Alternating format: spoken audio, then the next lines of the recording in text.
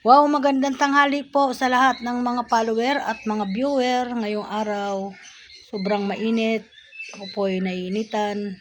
Wala pa po ako kapalit dito upang umuwi ng bahay. Pagkatapos ng tanghalian, pumunta po ako dito at yan, nagbantay ako kasi umalis yung anak ko. Sobra po ako nagpapasalamat kay Sir Mita sa lahat ng blessing na ibinibigay mo sa akin.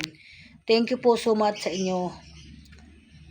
Marami pong salamat sa lahat ng mga blessing na binibigay mo sa akin. Marami pong salamat, Sir Mita, sa YouTube, ay sa Reel, sa TikTok at YouTube. Marami pong salamat sa mga suporta niyo sa akin. At sobra din ako nagpapasalamat sa akin mga follower at mga viewer.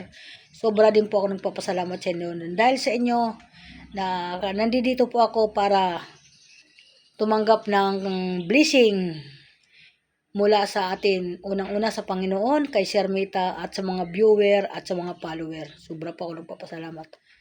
At painit po ang panahon ngayon. Ingat po tayo mga idol sa atin mga pinupuntahan. At ngayon, ako nga po naiinitan.